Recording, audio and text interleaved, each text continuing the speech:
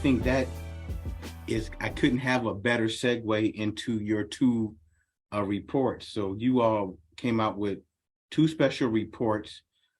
Each of you partnered on them, and then one of you was the lead on one. So the one Tracey leads on is Narratives of Disenfranchisement, Reckoning with the History of Libraries and the Black and African American Experience. And then they partnered with Amanda leading with a similar opening, but exploring Black and African American student experiences in libraries. So one was more broad, was a little broader than the other, but there's doing the work, but then there's getting the opportunity to do the work.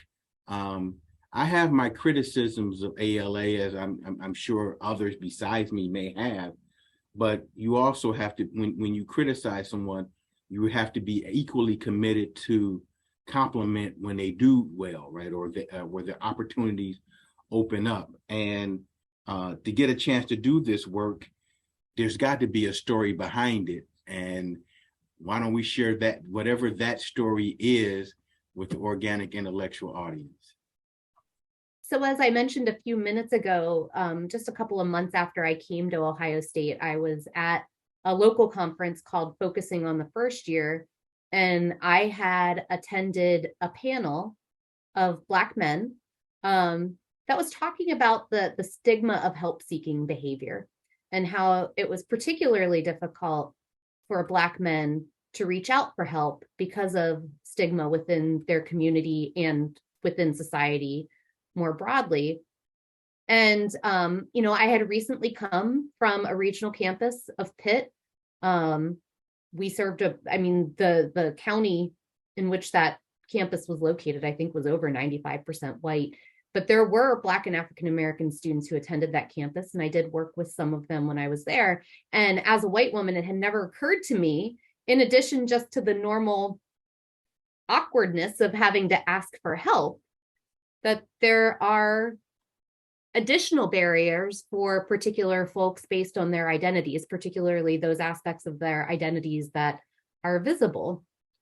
And so that was just something that I had been wrestling with in my head after that conference, because it just had not occurred to me, like, then how do we make it comfortable for Black men, for example, to come ask questions or ask for help from librarians who at Ohio State and at many predominantly white institutions are white and white women, and as we know, have likely had some interesting and negative experiences potentially with white women throughout their experience.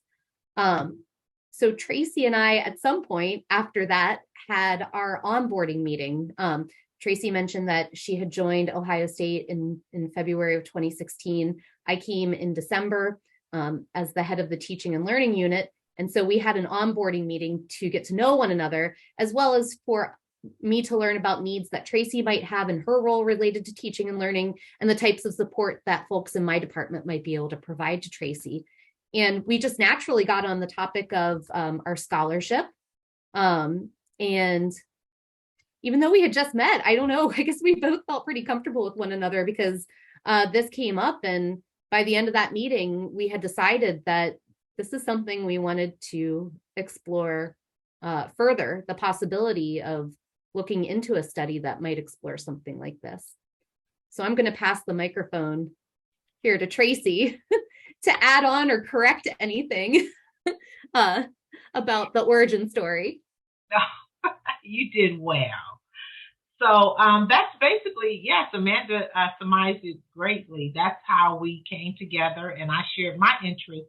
I was looking at other alternatives for at-risk youth before they are incarcerated, and I was looking at literacy information, how to just share and expand on, because I saw in the schools, in the urban schools, that they weren't getting this type of information on writing and reading and how to search for books on the shelf and things in that sort. So as we were talking, and I mean, it was just, yeah, I guess we just clicked. I don't even know, it was so quick. And I was like, yeah, let's do a study on that. And she was talking about her experience at the conference with the Black men.